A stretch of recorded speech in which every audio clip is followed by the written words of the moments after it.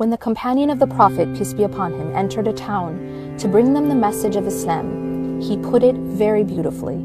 He said, "I have come to free you from the slavery of the slave and bring you to the slavery of the Lord of the slave."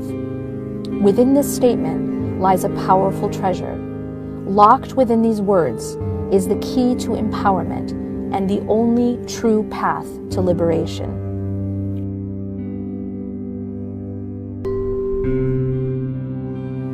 You see, the moment you and I allow anything other than our Creator to define our success, our failure, our happiness, or our worth, we have entered into a silent but destructive form of slavery.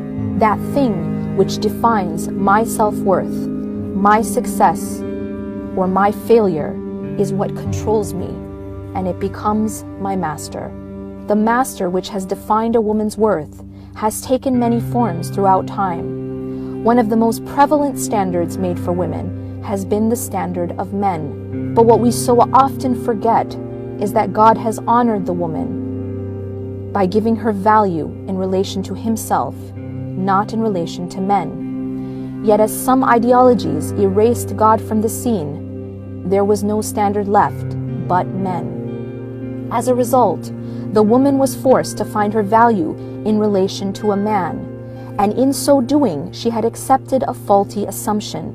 She had accepted that men are the standard, and thus a woman can never be a full human being until she becomes just like a man, the standard. What she didn't realize was that God dignifies both men and women in their distinctiveness, not in their sameness.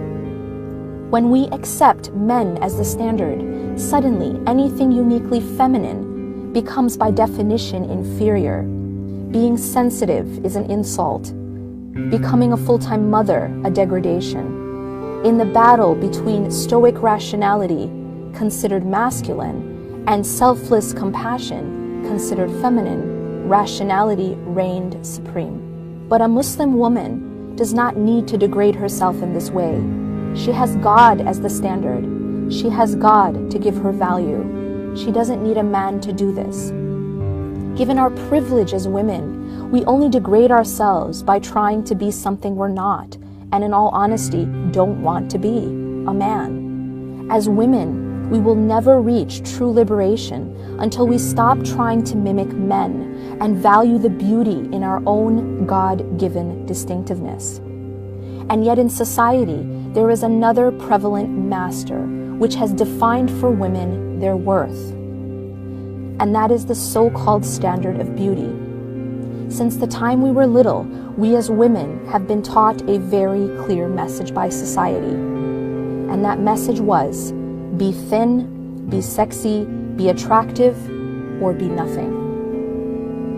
So we were told to put on their makeup and wear their short skirts, instructed to give our lives, our bodies, our dignity for the cause of being pretty. We came to believe that no matter what we did, we were worthy only to the degree that we could please and be beautiful for men. So we spent our lives on the cover of Cosmo, and we gave our bodies for advertisers to sell. We were slaves, but they taught us that we were free.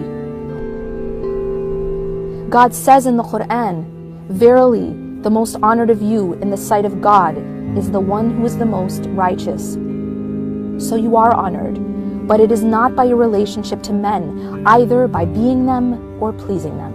Your value as a woman is not measured by the size of your waist or the number of followers on Instagram.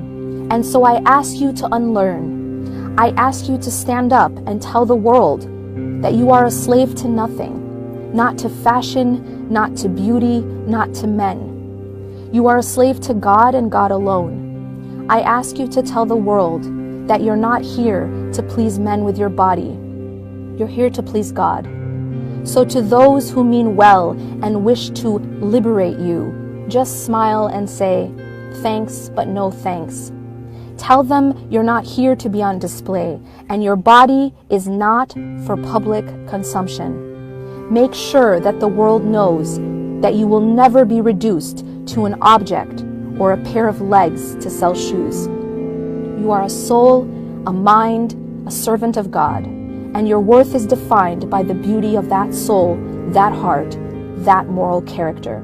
Therefore, in answering the question of where and how a woman can find empowerment, I find myself led back to the statement of our prophet's companion, that true liberation and empowerment lies only in freeing oneself from all other masters, all other definitions, all other standards. As Muslim women, we have been liberated from this silent bondage. We don't need society's standards of beauty or fashion to define our worth.